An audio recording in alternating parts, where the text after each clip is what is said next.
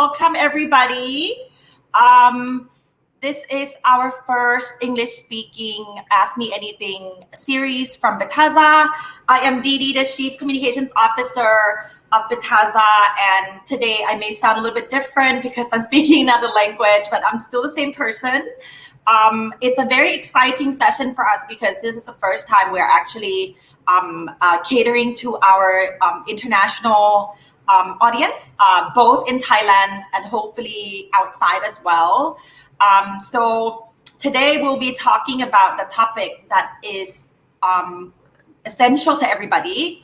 And we have a very special guest today, and this is our first guest ever, the Managing Director and Head of Asia Pacific for Ledger, our security partner, and definitely our CEO, Kavin Phongpandecha. So we're all here. So hi everybody. Hi Art. Hi Glenn. Hi Didi. Hi everyone. Hello everybody. Hi. So good to see you guys. And it's been 2 weeks since Art and I caught up. And I think the last time we spoke quite a bit about the Bitazza token and Bitazza. So to complete the ecosystem and also address the important infrastructure that is required for blockchain technology.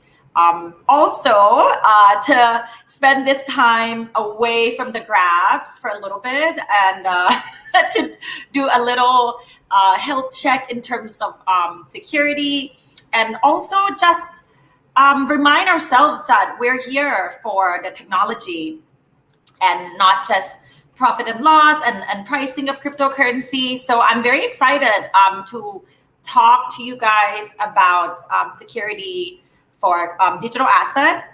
So without further ado, let me hand over to you, Glenn, to talk a little bit about Ledger. Yeah, sure. Oh, sorry. Before we proceed further, again, because we're here and we love our community. So as usual, we are giving away some prizes. I'll talk about them a little bit later on, but if you wish to win our Bitazza tumbler, our Bitazza hoodie here, very nice, and obviously the shirts that everybody wants, Bitazza t-shirts, and I think the most wanted, most anticipated of all, which is the Ledger Nano S that has Bitazza branding on it. It's customized. It's a collaboration between us. So if you wish to participate in this and have fun with us, make sure you share this video public, and please don't delete later because we need to find you. So spread the word, spread the love, and win some goodies. So okay, over to you, Glenn. Yeah, thanks, Didi. Super excited. Thanks for inviting me onto this AMA. My name is Glenn. I'm based in Singapore. I'm the head of APAC for Ledger. So I've been with Ledger for about 3 years now. And Ledger, I'm sure most of you guys know because we're actually quite big in the B2C space. So we manufacture and produce a hardware wallet called Ledger Nano series. So we have Ledger Nano S and X. And I think we've sold almost close to 4 million devices globally. So I think that will put us at the most widely sold hardware wallet manufacturer globally. So we have that. We also have Ledger Live, which is a software wallet that interacts with Ledger Nanos, the hardware, so that you don't just sit on top of a hardware, but you have access to the market using the software wallet that comes with the hardware. For me, I represent the Ledger Enterprise Solution, which is a B2B business, and we're in partnership with Bitazza on this front as well. We have a product called Ledger Vault, which is an institutional custody technology, which allows any kind of financial institutions to quickly become a custodian of crypto. So that could be crypto native exchanges, OTCs, funds, and so on and so forth, but also on the traditional side, banks and trustees, asset managers can quickly just jump into the crypto industry without worrying too much about the security. So I'm sure I'm going to have time to explain about this in detail later on. But that's a bit of an introduction about Ledger. We're established in 2014, so it's our 7th year now. We're a French company. So a lot of the operation is actually driven from Paris. And just a little bit about myself. So like I said, I've been with Ledger for about 3 years, between Hong Kong and Singapore, now based in Singapore now. Originally a Korean, and prior to joining Ledger, I spent about 9 years at Standard & Poor's, an American financial services company. And before that, I worked for a commercial bank on the custodian side. So that's a bit of an introduction of myself. Over to you, Didi. Awesome. What a colorful background. So you're very multi-national and international, and also interesting to hear you come from actually financial backgrounds. And I think that our English-speaking community members may not have actually heard from you directly, Art. So maybe introduce yourself as well. Yeah, hi. Thanks, Didi. So my name is Art Kavin Phongpandecha. I'm the CEO of Bitazza. So this is probably the first time everyone hears me speak English on a screen. So yeah, it's the same person, it just sounds different. So yeah, I think that the key thing that we want to talk about today is security, and I'm very excited to be here because this is something that a lot of people underestimate. We often talk about prices, the projects, the fundamentals of the different coins, right?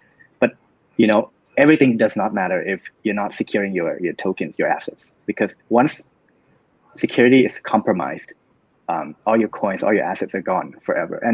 And since crypto is all about decentralization, and with decentralization comes a lot of power, right? Because you basically get to control your assets.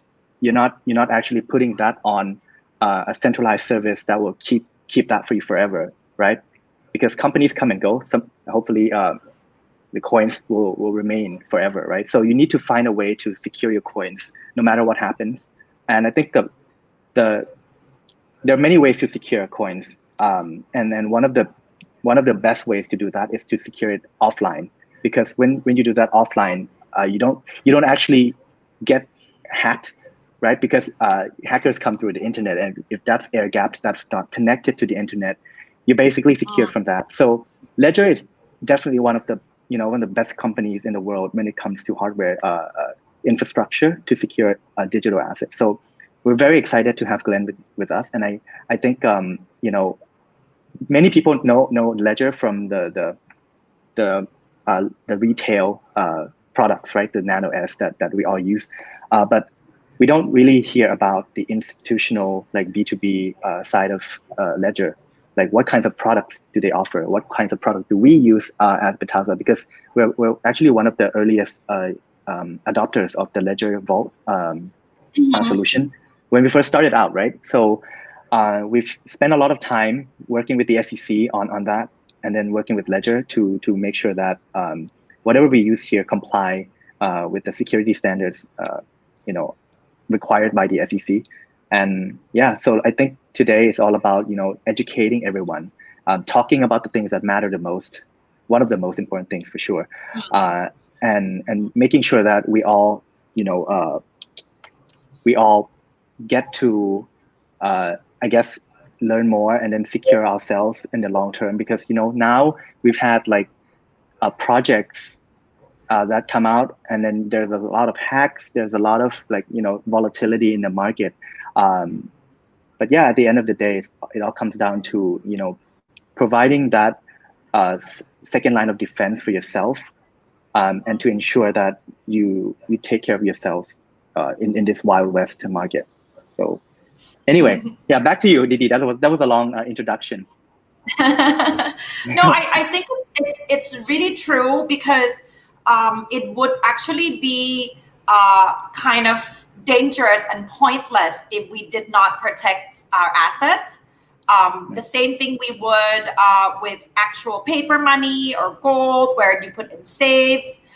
So I think that this is such an important topic. So before we move forward, let me address some of our Thai audience that we will be doing a translation subtitle. So let me just let them know quickly สวัสดีค่ะเพื่อนๆ Bitazza ทุกคนนะคะก็สลับช่องมาพูดภาษาไทยแป๊บหนึ่งก็สวัสดีทุกคนนะคะขอบคุณมากๆเลยที่วันนี้เข้ามาร่วมฟังกันก็ไม่ต้องห่วงถ้าเกิดว่ามีจุดไหนที่พลาดฟังไม่ทันก็เดี๋ยวทางทีมงานแล้วก็ดิดี้เองจะช่วยแปลแล้วก็ทำเป็นซับไตเติลให้ตามมาดูกันตอนหลังนะคะแล้วก็ไม่ต้องห่วงสำหรับเพื่อนๆที่สนใจจะร่วมสนุกนะคะก็แค่แชร์วิดีโอเหมือนเดิมแล้วก็เราแจกของเหมือนเดิมค่ะก็ไม่ต้องห่วงเรื่องภาษาไม่ได้เป็นอุปสรรคนะคะจริงๆเราได้พรมแดนเหมือนบล็อกเชนนะคะก็ยังไงขออนุญาตดิกลับไปเป็นภาษาอังกฤษแล้วเราไม่ทิ้งกันค่ะเดี๋ยวยังไงกลับมาดูใน YouTube มีซับไตเติลแน่นอนโอเคOkay, back to us. Right. So I think that exactly as you guys said, it's a really good time, especially I know with a lot of newcomers, a lot of traders, a lot of attention globally. This comes like any mass adoption or any technology. Even I would say even banking services these days, people are still faced with threats, scammers, all of these things. So I think the first thing to note is that we are responsible for what happens to our asset, right? And it starts with us, like having some conscience about it or being mindful that there's no such thing as free anything, you know, as well as the fact that exactly as Art said, that having that extra layer is so important. So before we move forward, I understand that you guys mentioned you work together for using Ledger Vault since the beginning of Bitazza, even before, during the process of application for the SEC. So maybe you guys can, whoever, take this question, share with me a little bit and the audience from home what Ledger Vault is and how we came about working together, because I think that's really interesting. And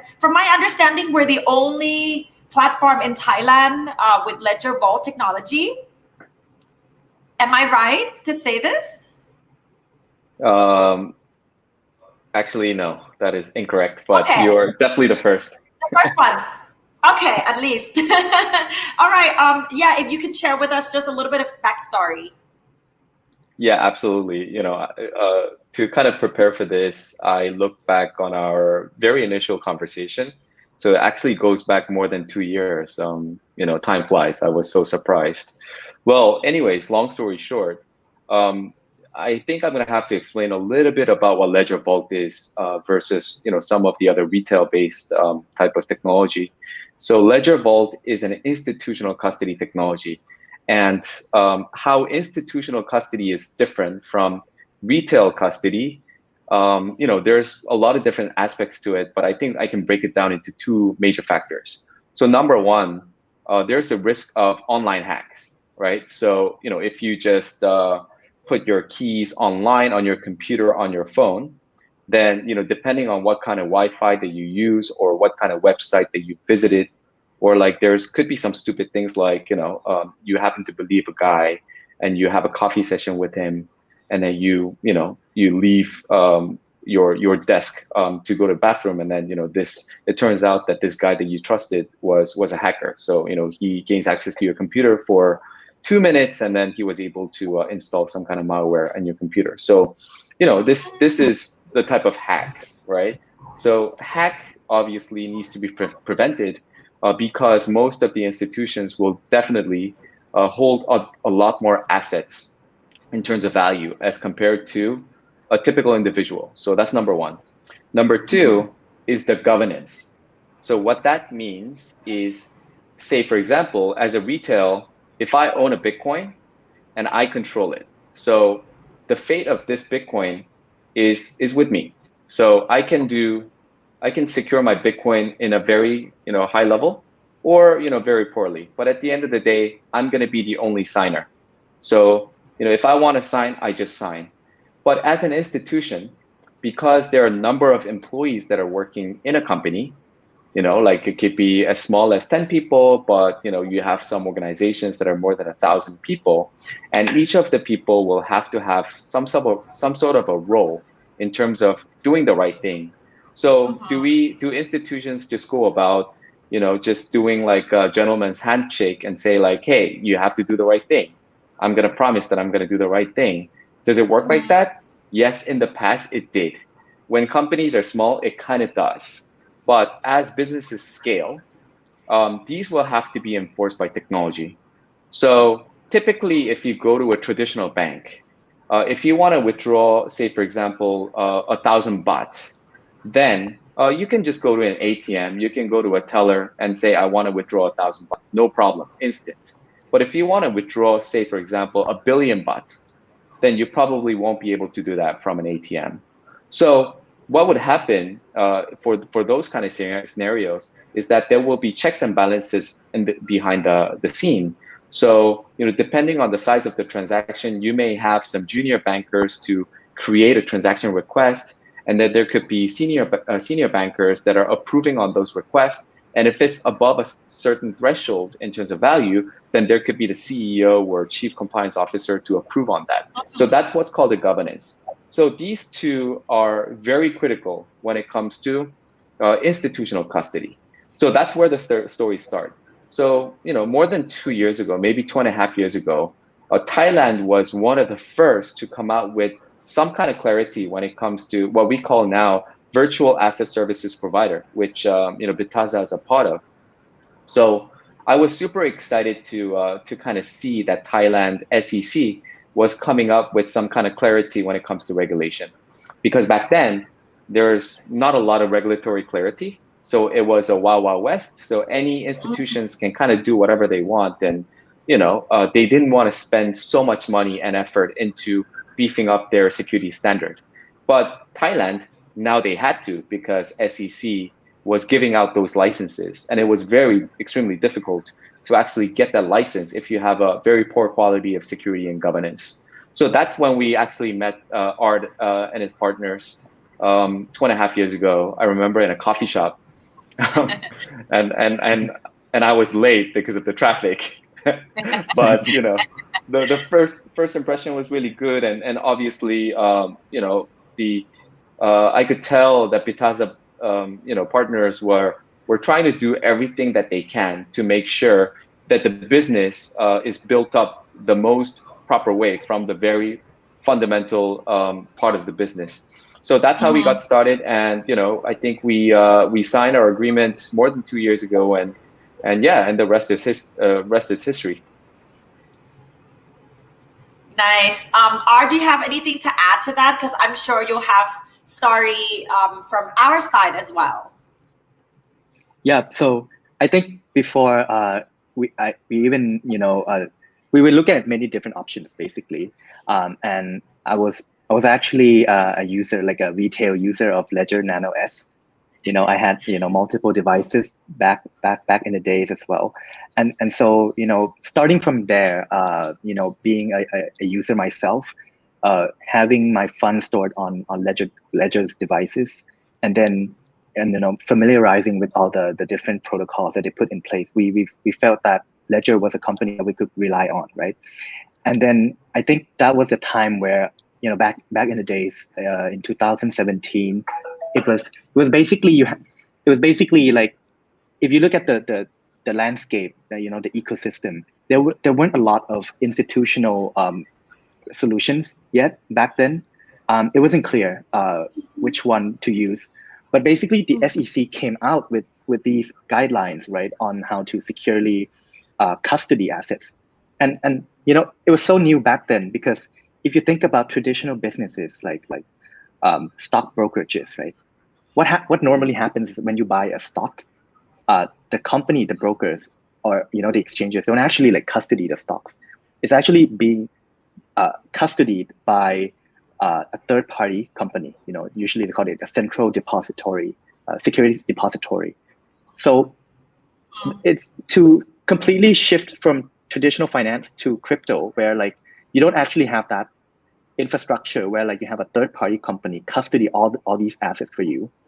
You now have this like digital units of accounting, like just crypto, and then to find a way to like Glenn said, it's both the technology and the governance, right? Because security isn't just technology; it's about the business processes that you built around it. Like how do you set the governance of the access, right? Like who gets access to what at what point, and the signatories. How do you assign that in a way that's secure? Or when something happens, is there a contingency plan in place to make sure that all the funds are securely backed up? Everything. And just to add on, back then people didn't really trust exchanges that much. Why? Because we had so many instances of hacks, of company founders just disappearing from the face of the earth and basically took all the assets with them, right? Some died, and like there's really no way to recover funds aside from getting that person back alive again. So I think it was a big concern back then when the SEC came out, and the guidelines were not were very general, and so we had to design that process from the beginning. Basically, like, okay, we understand these are like the key points that needs to be addressed. It wasn't clear then, what technology should be used back then. Sure. And even back then, there were like concepts of cold wallet, hot wallets, and then like now we have like warm wallets and all these like APIs that allow you to do more things. But then we decided to use Ledger Vault back then because we thought that the solution was sufficient in what was required back then, and there's a good number of assets supported, right? Because if you remember 2017, there were new coins every day. Basically, like new coins come out. So we had to find a solution that was scalable as well.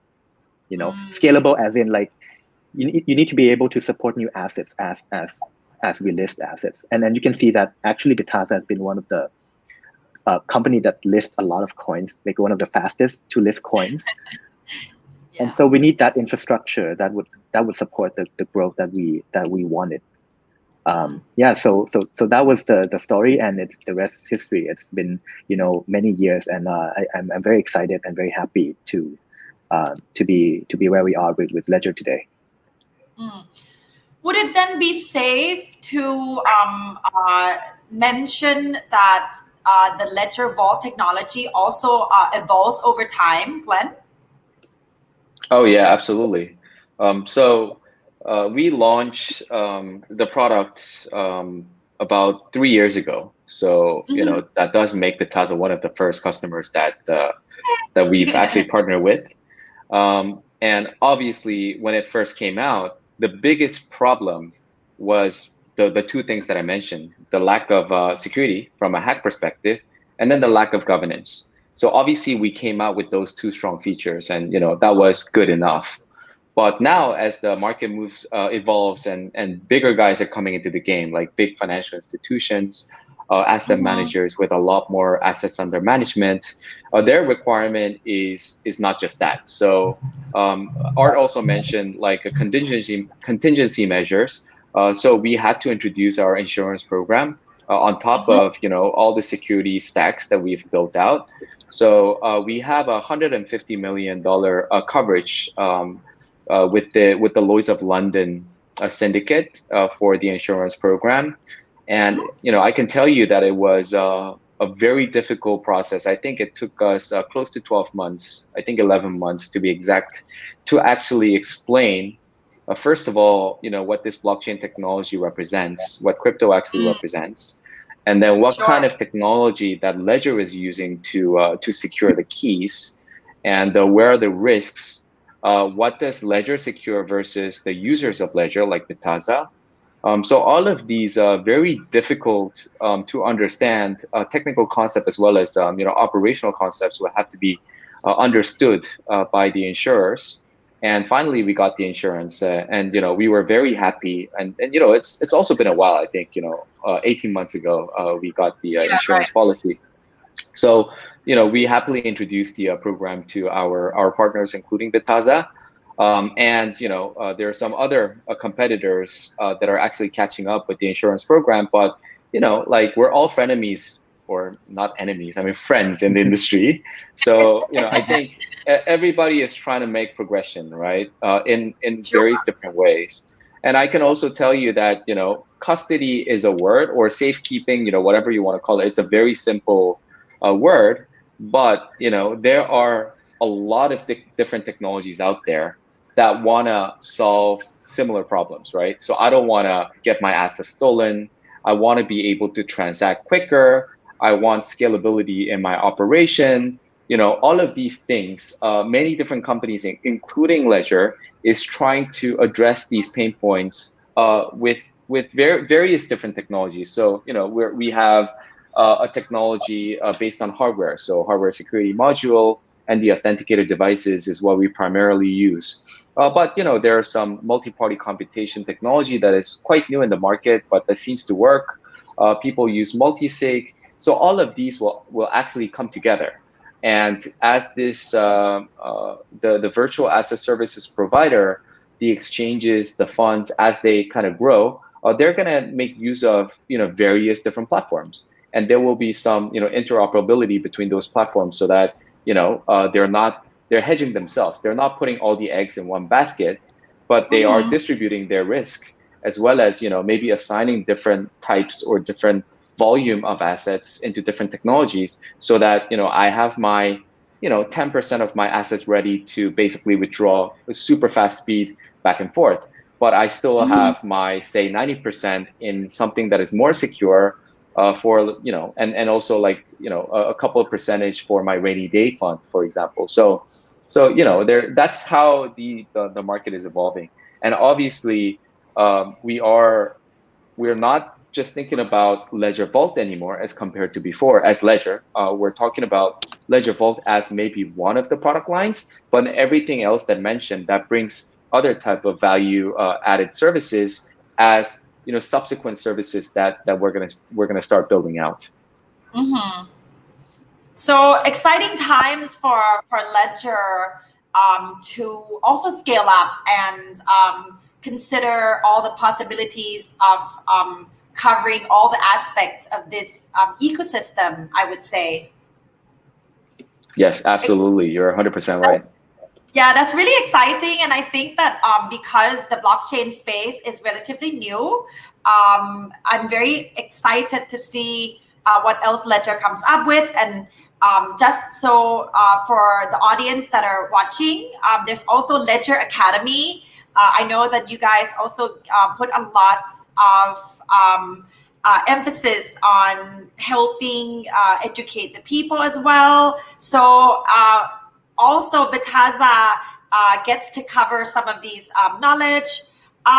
So we spoke about the institutional level. I think that the audience that are watching right now would appreciate this, but also I think another thing that we need to address is also how we can keep how the retailers or everyday trader can keep their assets safe.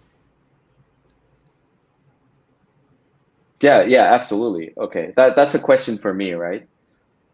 Yes, Yeah. sure.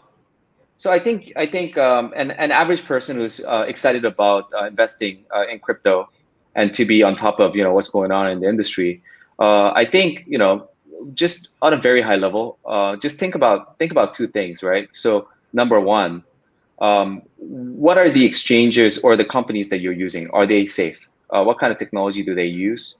What's their track record in terms of having some kind of unfortunate incidents, or maybe the background of the people that are running it?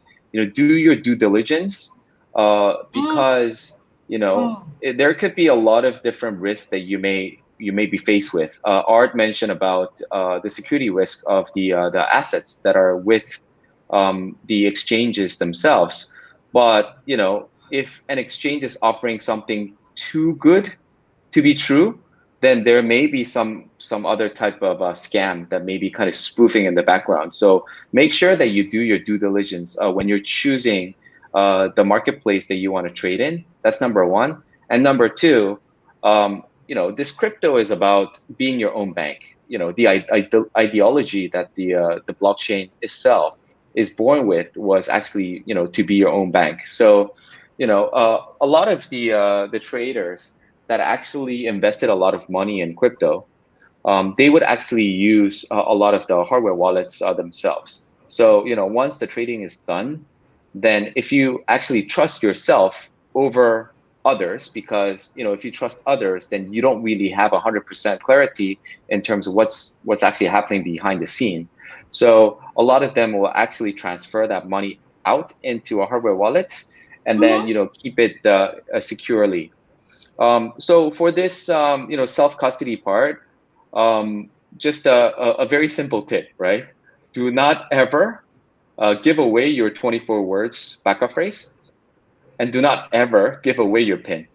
You may be fished with, say, someone who claim that they're a Ledger employee, but they would never, Ledger or any other hardware wallets or any other software wallets, the employees of these wallet companies will never ask for your 24 words or those PINs. So, if someone asks you that, then that is 100% a scam. So do not give that up. So, consider these two things. And I think you are probably the top 1% of the crypto traders when it comes to security. Awesome. I think that's so important, and that's why we address the institutional level security, and then the fate is in your hands with the hardware wallets. So that's from Ledger side. What about you, Art? From the platform perspective, what are some advice or tips or important checklists to go through from the platform side? Right. So on the platform side, since you're securing your assets, you're depositing your crypto with, let's say, Bitazza, what you normally should do is set up your 2FA, right? And 2FA is very important because it provides that second line of defense. So, for example, if your computer is compromised with some kind of malware, or some hacker gets hold of your email address and your password, and they try to log in, right? They will not be able to unless they have access to your phone and the software that you use to create that 2FA code. And usually, if you have 2FA, it becomes exponentially harder to hack your account, right? So that's the first thing that you should do. The second thing that you should do is that, let's say you become more confident in using the platform, and you send money out to secure like your own assets in your personal account. Before you send out your account, your funds anywhere, whatever appears on the screen is not as reliable as what appears in the hardware device. So, for example, if let's say your UI, your browser shows you that you're sending money to address A, right? But then somehow, before you sign your transaction on your Ledger device, it says that you're actually sending money to a different account. That usually means that someone is your UI, your computer is compromised, and then you're just sending money somewhere else that you wouldn't want it sent to. So basic things.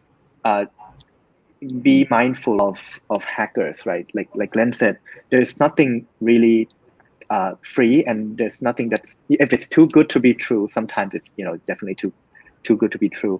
And a lot of the hacks also happen with social engineering.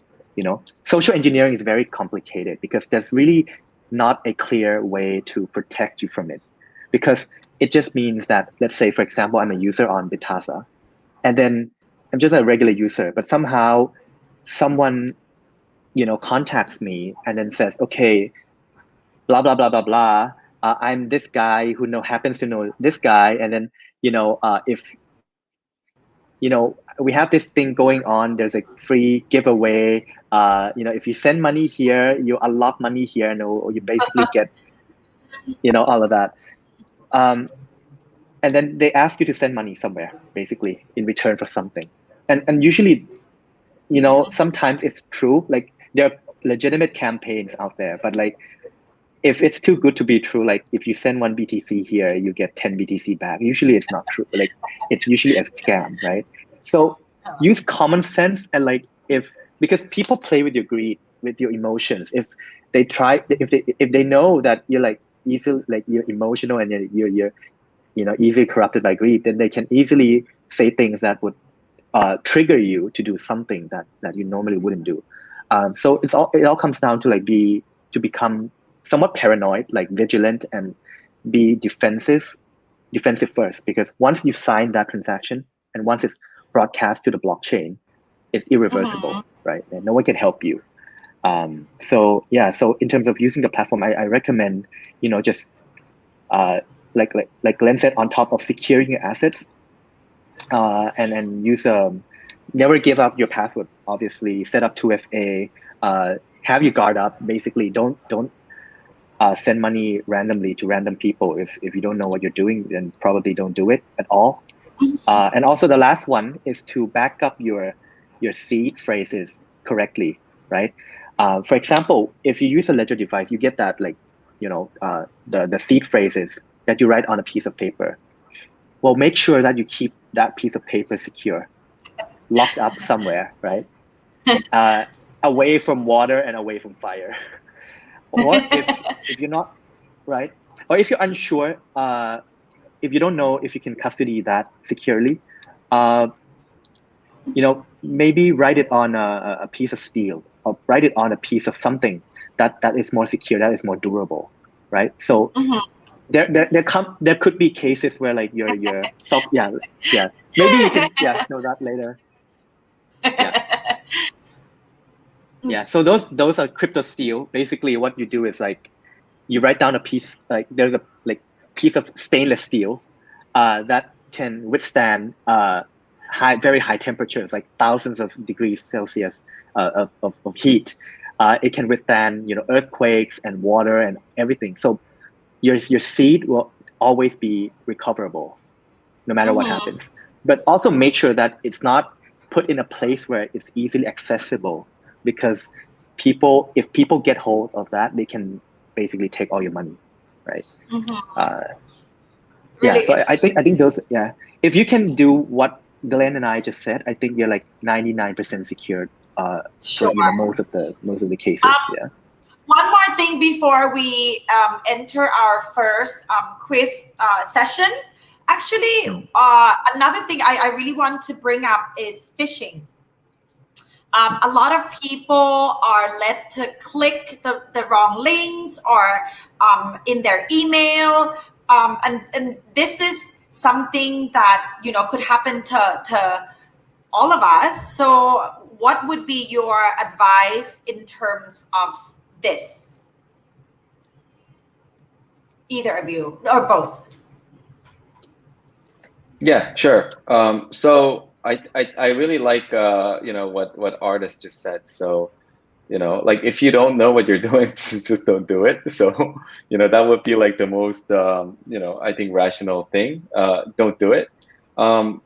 Make sure. I mean, but practically speaking, make sure if you receive an email, check the email domain, right? So say for example, if it's ledger.com, sometimes it sounds stupid, but you get like Ledger instead of Ledger, or instead of a com, you get like a RU, from Russia, whatever.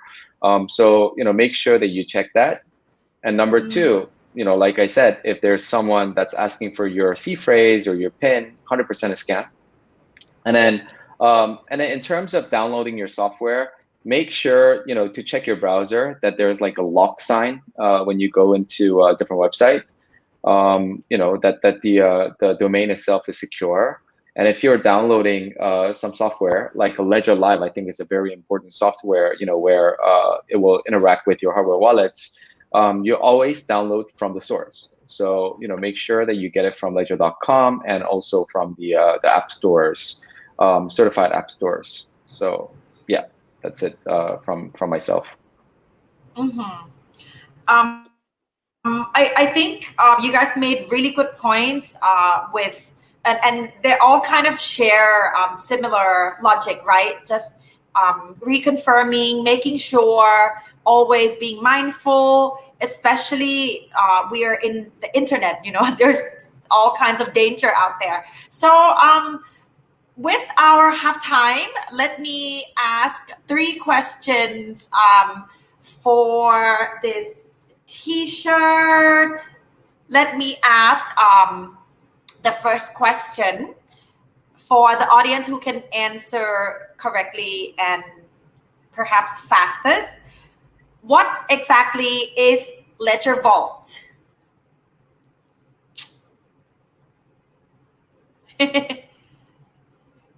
What is Ledger Vault? It doesn't have to be like super in depth, so just kind of the concepts.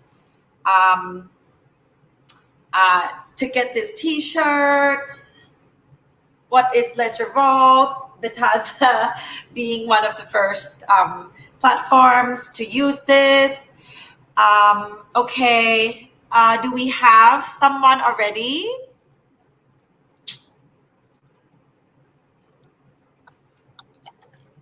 Okay, just make sure you answer this with sharing this video public. So let me ask then the second question for this tumbler. How much is the insurance coverage as part of Ledger Vault? If you were listening, this is very easy. So the first person who can answer this correctly gets a Bitazza tumbler. And I remember reading the news because it's about Ledger Vaults, but also this was one of the first times in history, right, that a digital asset company gets an insurance, especially something of this size that gives the users more peace of mind. So shouldn't be too hard, this one. Okay, do we have someone already backstage? Should be super easy. Okay, right.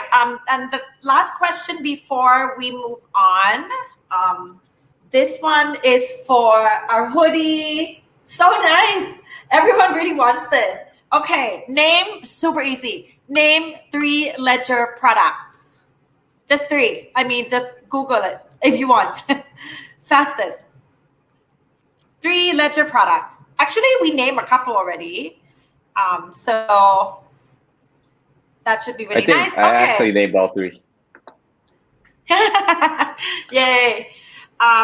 Great. So thank you everyone who participated. We'll go back and check your answers and contact you. So let me take some questions from the floor. First question, what percentage of our funds in Bitazza are stored in cold storage? And do you have insurance placed in case of hack? I think we already addressed that because under Ledger Vault, we're also insured, right? Correctly? Yeah. Yes, correct. So let me answer. Yeah, let me answer the first question, right? Sure. So the SEC requires that the 90% of the funds are stored in cold storage, right? And then 10% in hot storage. What they mean by hot is that the hot side is that, when you make a trade-off between security and convenience means that when customers like you guys want to withdraw funds, basically we can get that funds sent to you very quickly through the hot wallet, right? But if, let's say, for example, if everyone starts withdrawing money at the same time, only the 10% of the customers would get that money quickly, and then the rest would just have to wait until the money comes out of the cold wallet, right? and then back to the hot wallet where we send it out to the customers. So I think what this means is that we place the majority of the emphasis on security over convenience. And there's a reason for that, right? Because if you've put all your funds in the hot wallet, and if somehow there's a breach or there's a compromise in the system, you basically risk all the funds, your customer deposits in that one incident. But normally, if you secure that in a cold storage, there's really no way to hack that. So that's the first part, and I think the second part on insurance is already mentioned by Glenn, that Ledger is insured, $150 million in certain events. It really depends on how the hack happens, right? To be insured, but in most cases, if everything goes as planned and then something happens, it's insured.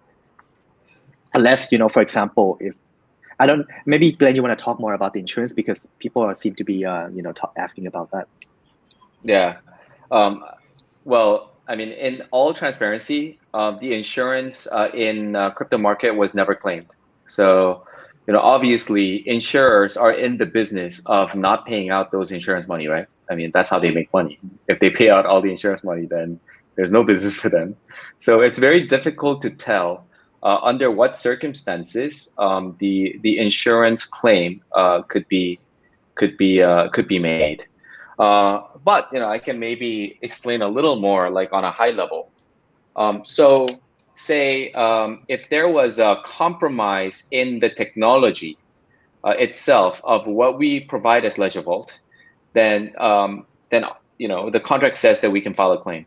So if there was a hack, or if there was a physical compromise to the data center or the hardwares that we use, then there's a claim. Also, if there is a backdoor, so what this means is that if Ledger employees collude, and if we maliciously build a product, and once there's enough asset in there, if we're able to kind of steal that money, if the technology is built that way, then we also have an insurance claim against that.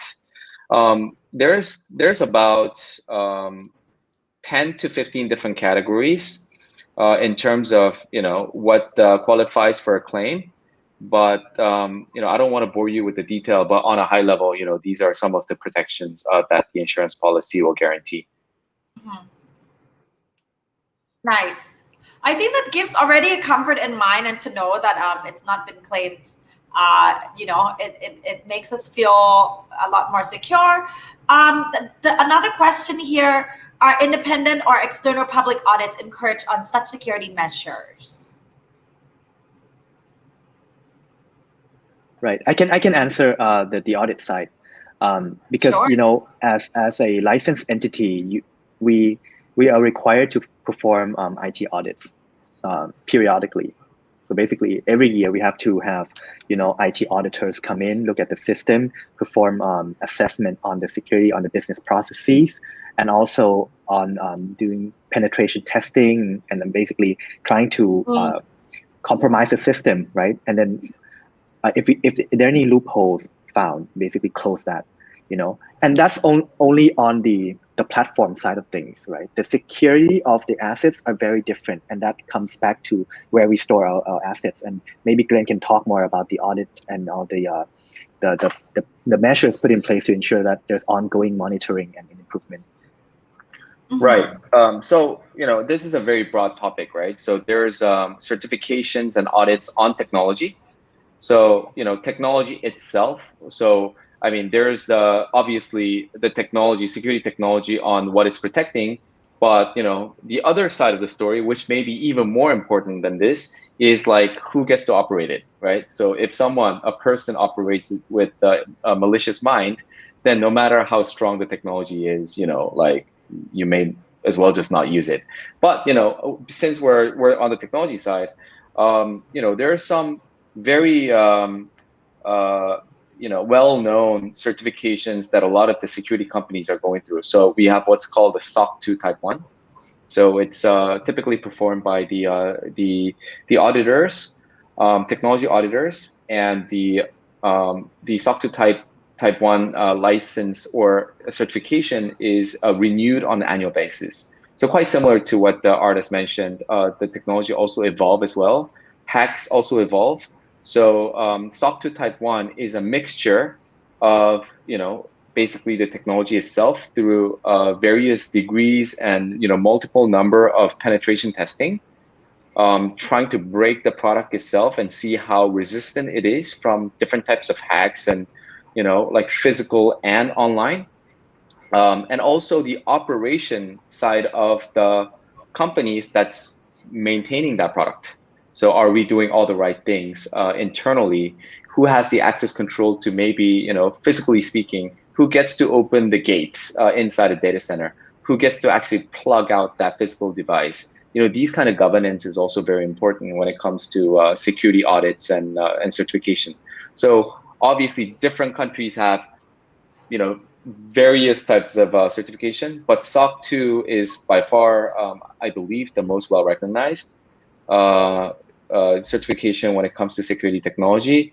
But there's also ISO. There's the French certification. I'm sure there's some Thai nuanced certifications as well. So obviously we strive to get as many recognitions as possible. Awesome. Actually, we are getting a lot of questions coming in. But before we move forward, I want to thank all you guys for spending the time with us and learning about all of this necessary knowledge. Bitazza is actually giving away some BTZ just from you being here. So it's going to be right here, team.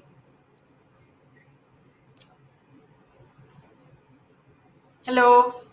Yes, there it is. Okay, so just open your Bitazza mobile app and the QR code scanner is located on the top right. Please don't use your camera to scan this because it doesn't go anywhere. So just go to your mobile app and use the QR code inside the app, top right corner, scan this, and then boom. Bitazza token will be in your wallet. So thank you for being here with us. Okay, so we're just gonna leave this up for a while because we like making our community happy. Okay. Wow. Okay, it's gonna be quite a sensitive topic, but since this is Ask Me Anything, now, one of the players in the market is getting criticized quite often about unauthorized crypto transfer.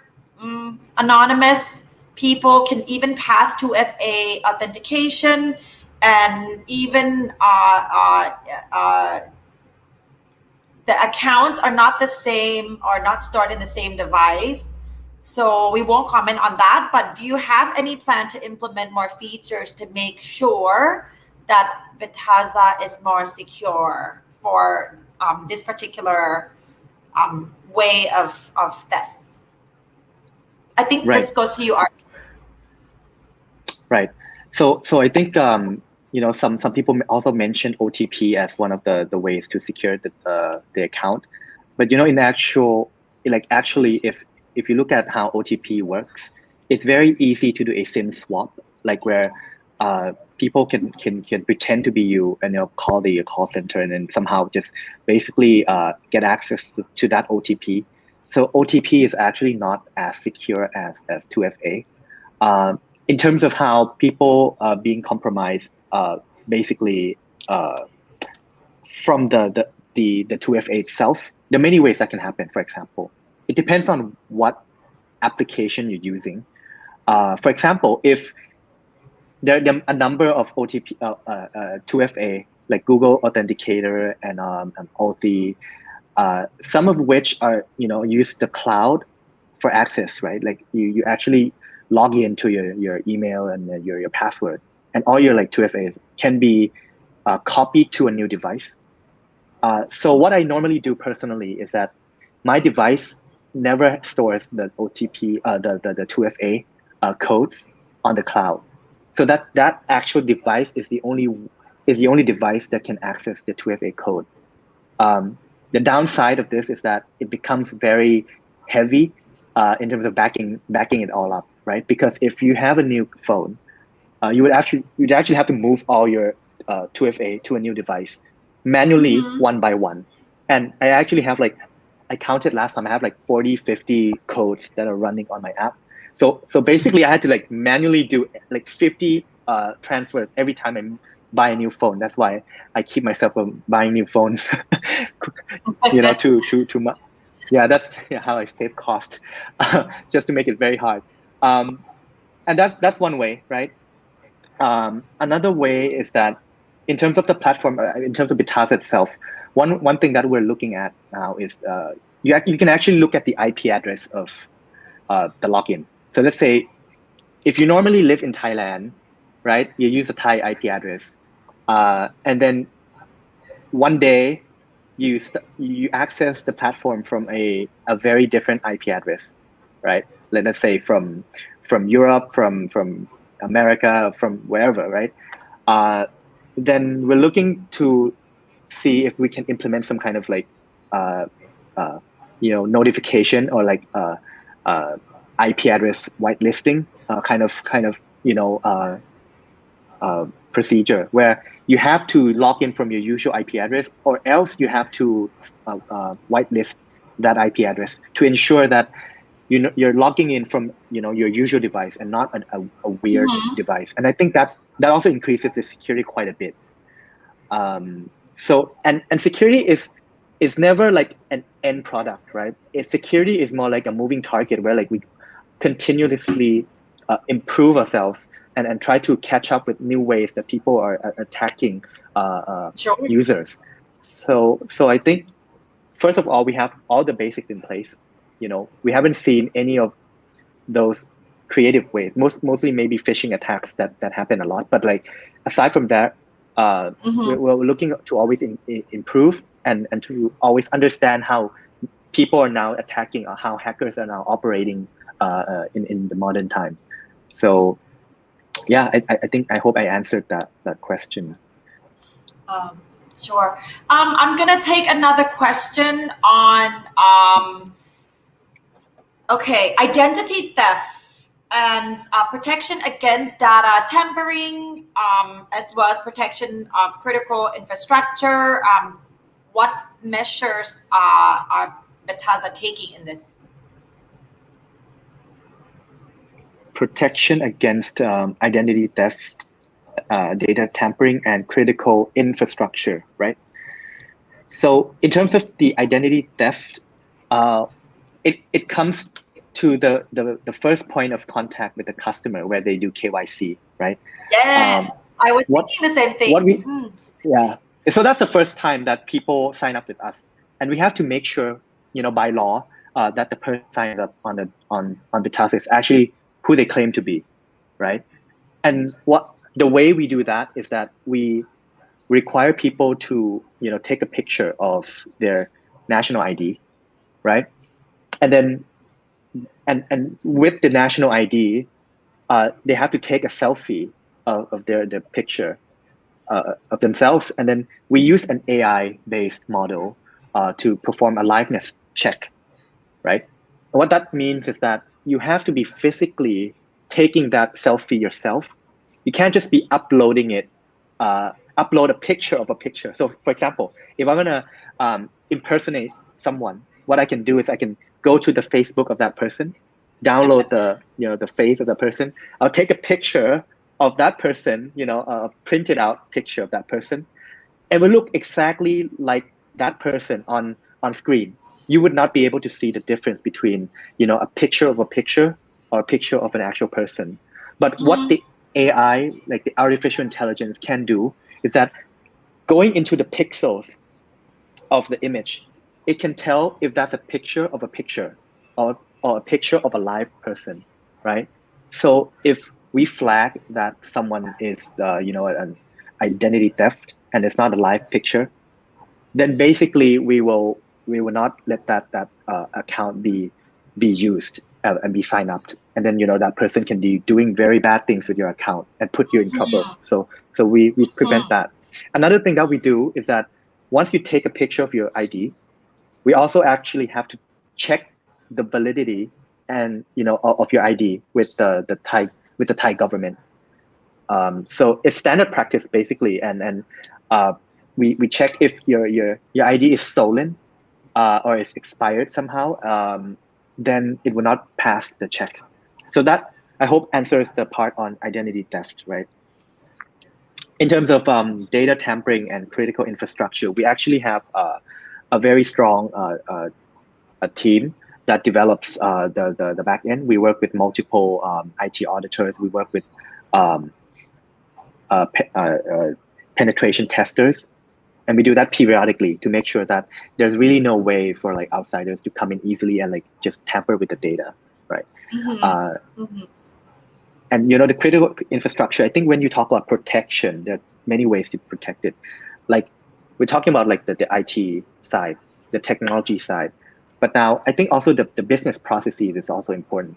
So it's all about, I'm not going to disclose everything obviously because like that puts us because of safety. at more risk. Yeah, for sure. But I'm just saying that in principle, what you need to do is that you need to understand cryptography. You have to understand like what the limitations of technologies are, because technology cannot solve everything. Basically, it's like it helps you achieve certain limits, right?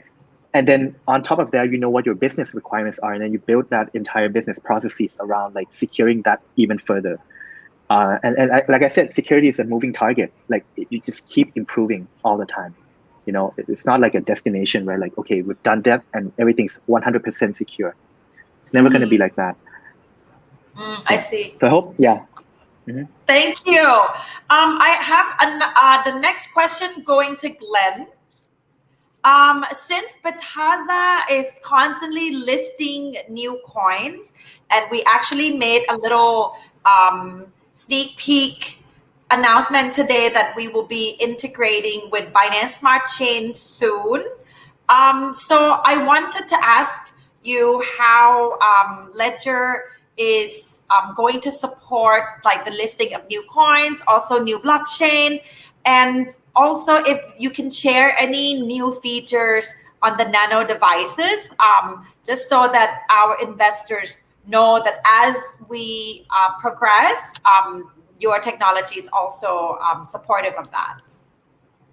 Right. Yeah. Okay. I think that's a very good question. Since about a year ago, there has been a massive rise of layer ones. So we see a lot of Ethereum challengers, and you guys all probably know what I'm talking about. And there's a price speculation in those assets, and obviously it's very difficult to know who's actually going to be the Ethereum challenger, as far as I can see. So from Ledger's perspective, so we're more of a defender. If we're to kind of compare it to a sport game, then we're defending. We're like goalkeepers, right? So and these new type of layer ones, they're kind of attacking, and they're running really fast, right? But when it comes to security, just as what Artis mentioned, there's no destination, so we can't conclude that oh, there's a new thing, let's secure it, and then that's it. We have to go through various levels of penetration testing. So not just Ledger, but none of the security company can actually have the solutions available the next day. And obviously there's a business issues related to this as well. So say for example, if we put our resources and money in developing a certain kind of integration of a certain chain, and if that chain deemed to be not very scalable or not very successful in the real world, then we basically lost our opportunity cost that we could have done it integrating some other chain, for example. So obviously we are very, very keen to be up to date with the market. And what we're doing right now on the Ledger Vault side is basically revamping our core infrastructure, which is the very basis infrastructure, and allowing kind of modularization of integration. So before, we used to kind of stack one integration on top of another. So this integration would have to be done in order for the next integration to be completed. But now we're kind of flattening it. So we can modularize different integrations so that each of the new chains can actually be integrated at, simultaneously at different timing through different, communities also. So we're opening up more. So you can be assured that on the Ledger Vault side, we're going to be supporting a lot more layer ones, and also all the tokenization or NFT or DeFi that will come subsequently. So that's basically the game that we're in, and we're moving fast to try to actually get there so that we can scale quicker. The second question on the Ledger Live side, Ledger Live on the B2C side is actually our engine. So we started off as selling those hardwares, but it's not really fun just selling us a hardware, and like that's the end of our kind of interaction with our customers. So that's why we've launched Ledger Live, I think 2.5 years ago. And basically the objective or the dream of Ledger Live is to become like your app store on your iPhone. So Ledger Nanos will be your iPhone. So it's a device. But if you look at how you buy your phone, you don't just buy a phone for the device itself. You're buying the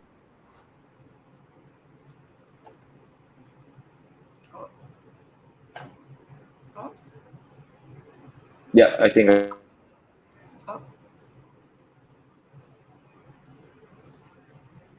Uh-oh. Okay, Glenn's going through a connection issue right now. I'm sure he'll be back in a second. Okay, so while we wait for Glenn to come back, how are you, Art? I'm great. I'm great. I think this session is very interesting because, like I said, a lot of time people, just focus on like the projects and the prices, but like to know that, crypto is more about, it's not just about like the blockchain. It's and like building projects relentlessly, move fast, break Sure. things. That's what we always hear, right? But when it comes to security, you cannot move fast and break things, because when you break things, you lose all that infrastructure. Like you lose all that money. There's no point in building anything at all if the foundation is not good, right? So I guess it's eye-opening in a way to understand like that a lot of thoughts, a lot of investments have been put into creating infrastructure. Yeah. Hi, Glenn. Welcome back, Glenn. Sorry, my connection is a bit glitchy today. I don't know what happened. But anyways, Right. I think I was talking about Ledger Live a little bit.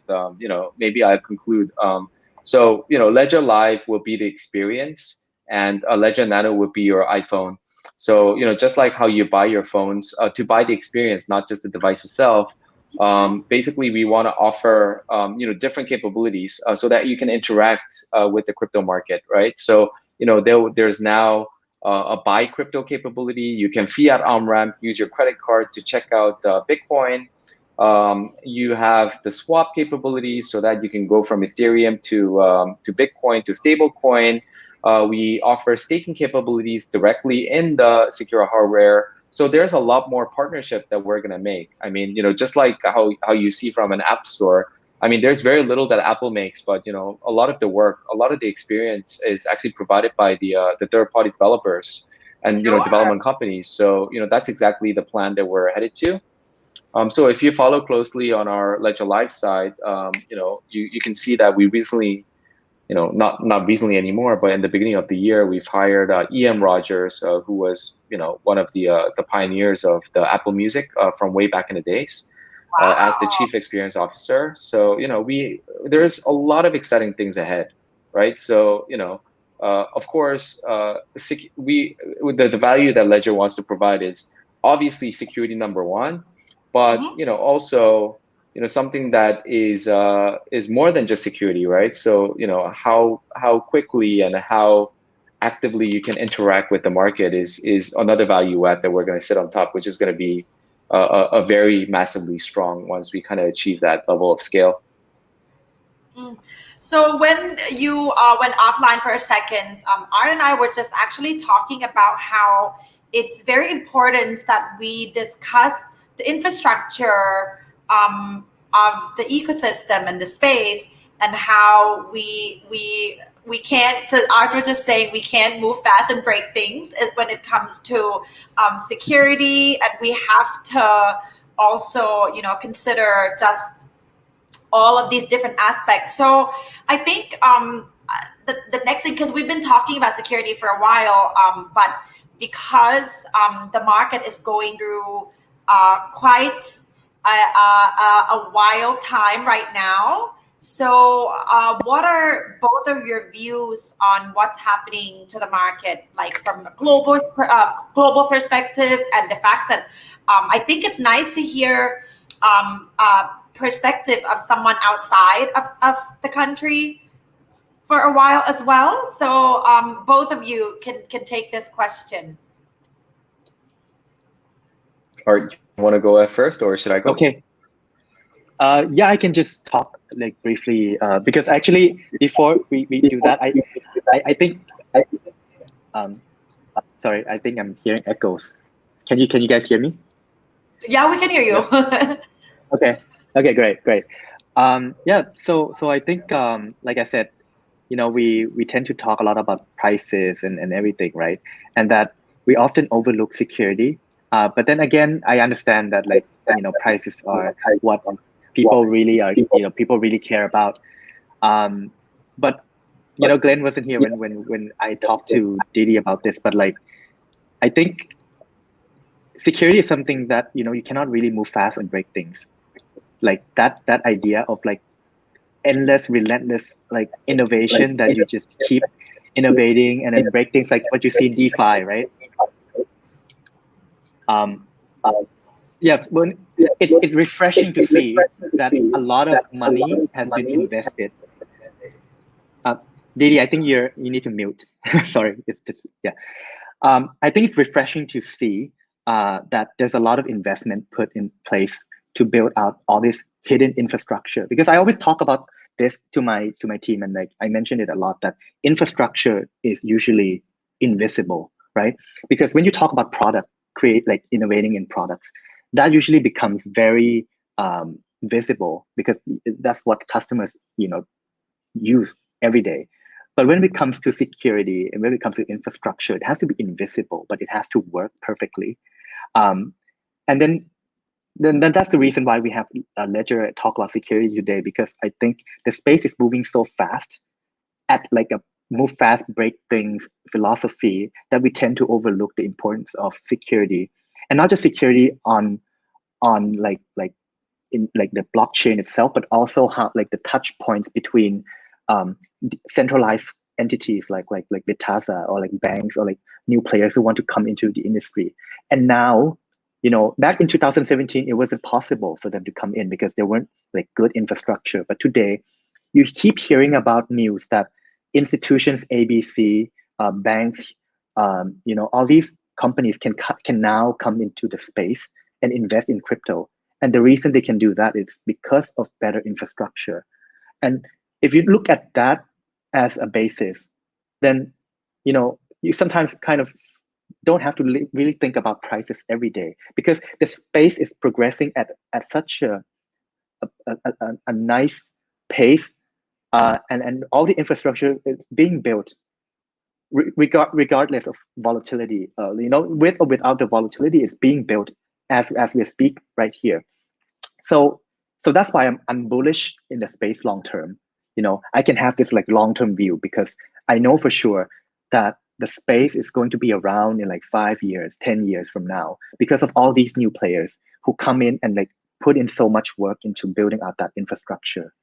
So I think that should be a good segue into what Glenn has to say, because now he has like a picture from abroad and what people actually see. I had this conversation with Glenn that, you know, Singapore is like a builder's hub. So I want to hear more about what that region has to offer. You know, Singapore being like the crypto hub, you obviously talk to a lot to investors. You talk a lot to institutions. What do they think when they think about crypto now? Can you tell us? Yeah. So So actually, we had a bit of a chat yesterday, and recently there has been like a lot of dumping of crypto the past couple of weeks. So a lot of people have been burned, which is true, and it's sad to see that, and obviously I hold crypto myself, so I was a bit impacted through that as well. But here, sitting in Singapore, Singapore is a very small country, right, with the population of less than 5 million. But a lot of things are happening from an institution perspective. So the type of people that I talk to here, they're infrastructure builders, most of them.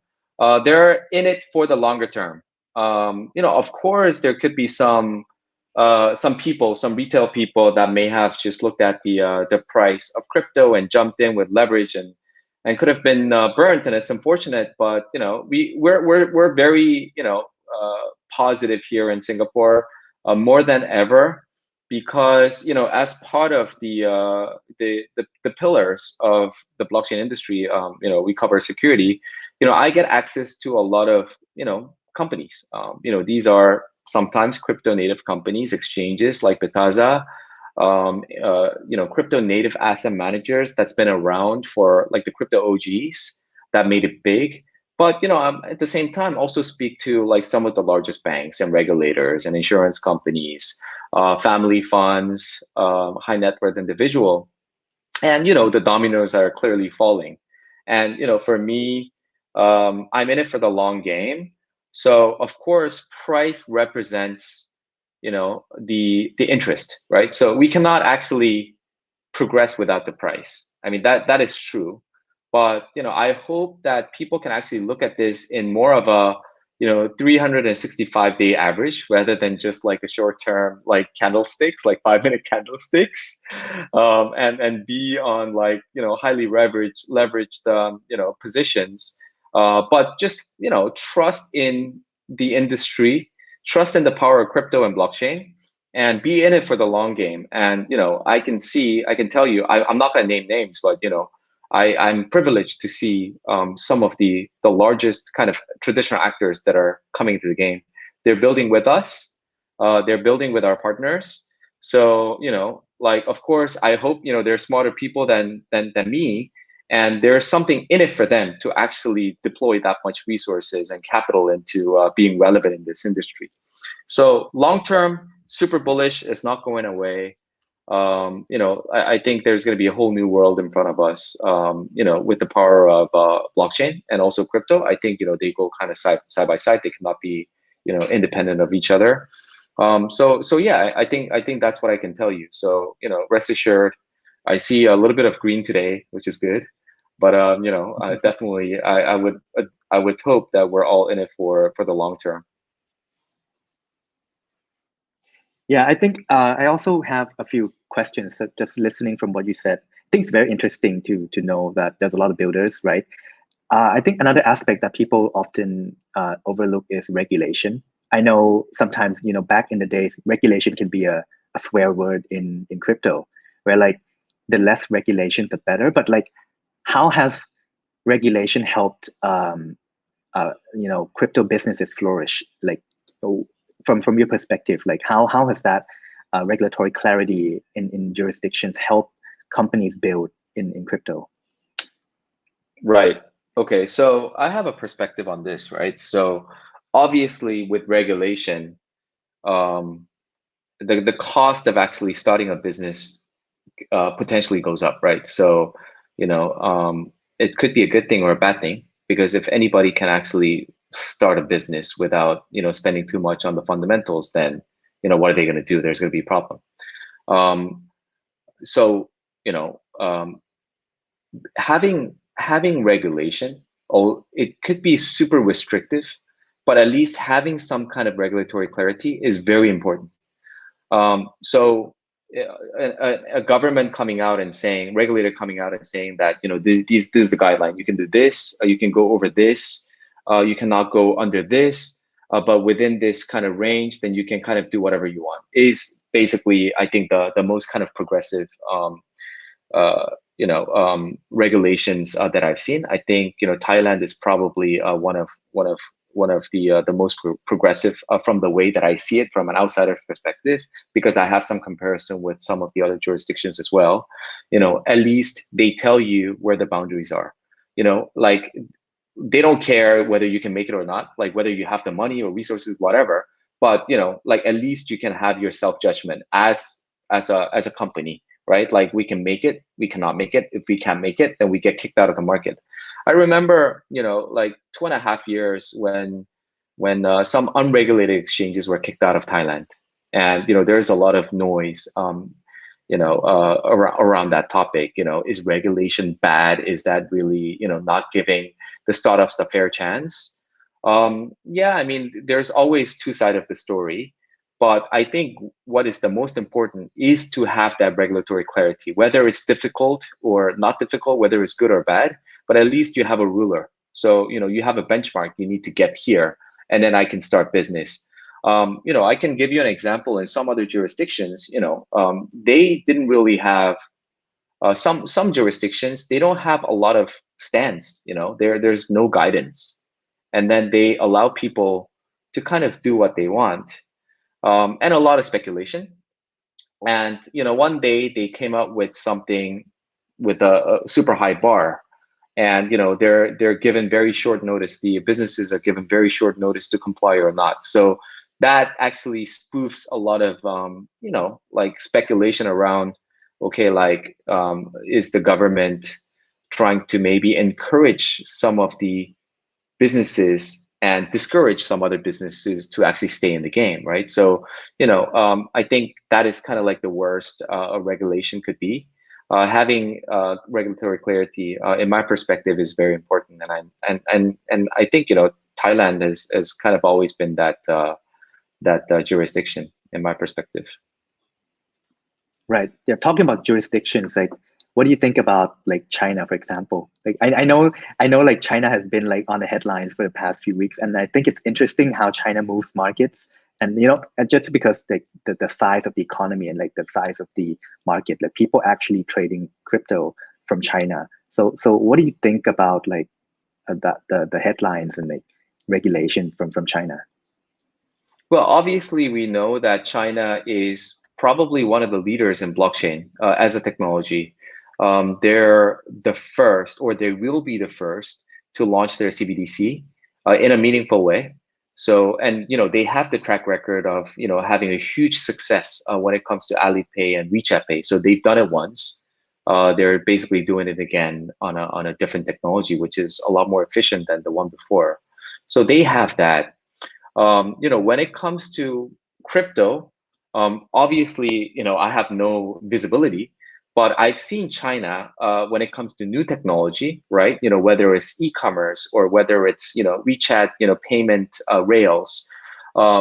China was very quick to change their stance, right? So I wouldn't be surprised if China just comes out in the next couple of months and say like, hey, this is our plan on like Bitcoins or like Ethereum or other public global assets. So I wouldn't be surprised.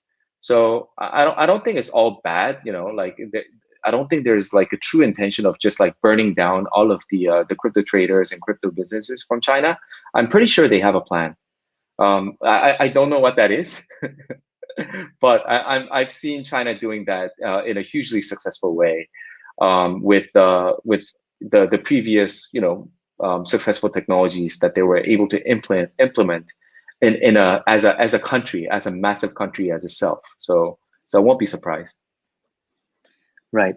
And I guess like my last question would be like, you talked about staking, DeFi, and Bitazza lists a lot of DeFi assets. They were one of the earliest players to bring DeFi into Thailand. And if you follow the metrics that we follow, you see that Thailand is one of the largest markets in DeFi on Binance Smart Chain or like on MetaMask. We're like top 4, top 5 of the users here. So we're basically crypto natives by now, and we're like very exposed to crypto. So what kinds of products that Ledger have that address this market, like in DeFi, staking, yields? Can you maybe talk about that? Yeah, so on the retail side, if you use Ledger Live, then we have natively integrated some of the proof of stake chains. So you can deposit your crypto into Ledger Nano, and you can interact with the validators and delegate your assets into the pre-approved type of pool of nodes, and then you can start making yields. So that is done in a very in a decentralized way because when it comes to Ledger Nanos, it's a decentralized wallet. So you are the bank of your own wallet. So it's done in a decentralized way. Currently, when it comes to DeFi interaction, Ledger Nano devices they interact with wallets like MetaMask or MyEther wallet, third-party wallets. You can store your keys inside Ledger Nano, which is an advice that I would, probably give to you guys when it comes to yourself being a retail customer, interacting with your assets into DeFi. Of course, you can use the software wallets like MetaMask on your browser, but there is the interoperability between the hardware wallets as well. So make sure that the keys are being signed from the hardware wallet device. As Art has mentioned before, the browsers, the screen, you cannot, trust the screen sometimes, right? If there's a malware on your screen, it's called a man-in-the-middle attack. So someone in the middle can snatch your data and send it to somewhere else. But the hardware device itself ensures, what you see is what you sign. So the device will always tell you the truth. So make sure that you use that. We have that. We're building the bridge right now so that we can actually interact natively from Ledger Live to different DeFi protocols. So it's going to come live, I think relatively soon. So these are some of the features that you can use on the DeFi. And also, we've recently beefed up. We haven't really offered anything yet, but NFT is another big topic that we're having internally right now. If you follow us, we've recently hired the head of NFT, and Ian Rogers, the guy that I mentioned, the chief experience officer, is very, very bullish about the direction of where NFT is going.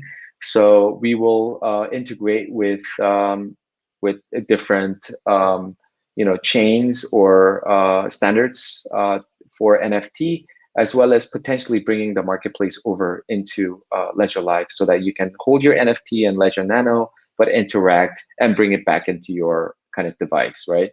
So that's more so on the retail side. Of course, institutional side, we want to make this more custodial. So same thing, right? But custodial. So someone like Bitazza can actually do this on behalf of the customer because there's a friction, right? So if all of you guys are crypto native people, then you can easily use a Ledger Nano and Ledger Live, but not everybody is crypto native. So you may need some help from those virtual asset services provider like Bitazza to actually make it easier for you. So we are building exactly the same capabilities and trying to bring that over to Ledger Vault and allow institutions to basically offer these kind of services to their end customers. So that's kind of the roadmap that we have to address some of the recent very interesting things that's going on in the space.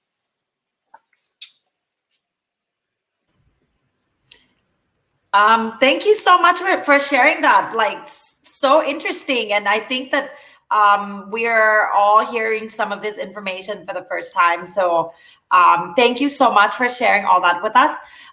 So we're 90 minutes in with our AMA session.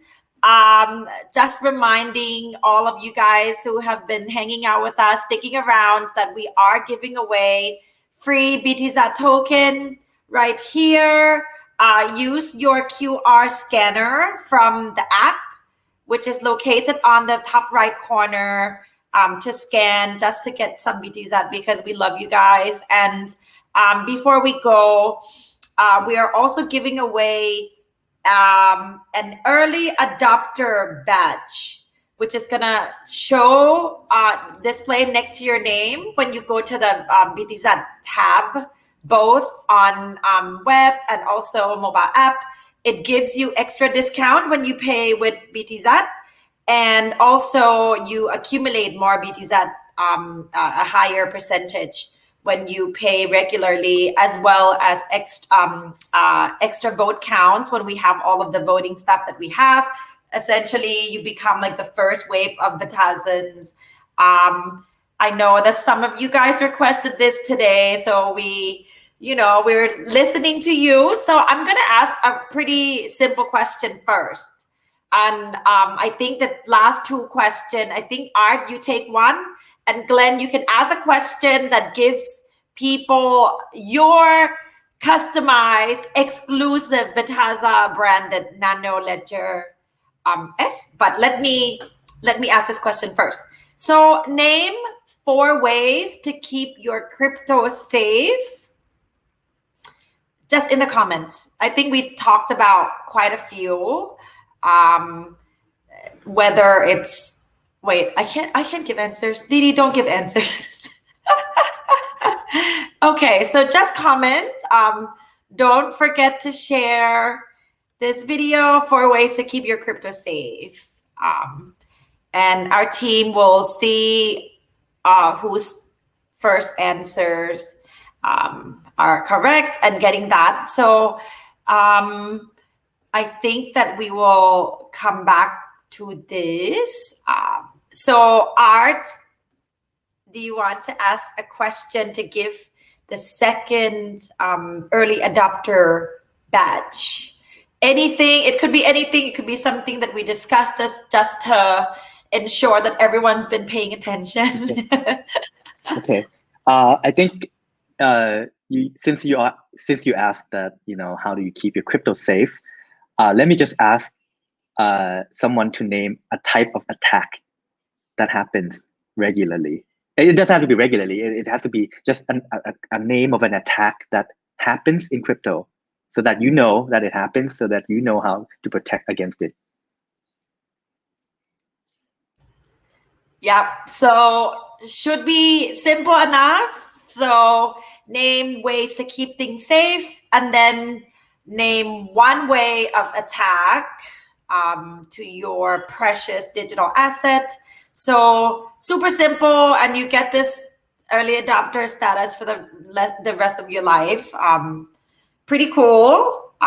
So this is just by popular demand. So I guess we can now, okay, let our audience read the question first.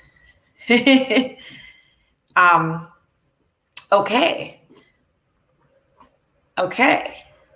Right. Glenn, this is giving you some time to ask a question from Ledger side. Sure. There was an incident that happened in the early days of crypto, where the concept of hot wallet and cold wallet appeared. It was one of the biggest, or if not the biggest, hacking incident that happened early days in crypto. What was the name of the exchange that was that lost a lot of assets, because of this attack? Okay, time to do some homework. Because the prize for this question from Glenn is our exclusive Bitazza branded Ledger Nano S to keep your asset secured. So can you repeat that question just one more time? Yeah, simply put, what is the name of the exchange that suffered from the biggest hack in the early days of crypto? Name of the exchange. Cool. All right. I hope we don't get sued. Just kidding. So we will check the correct answer and who answered that the fastest. And don't forget, you have to share this video to spread the love, and also, help your friends who are in the crypto space with us, keep their assets safe.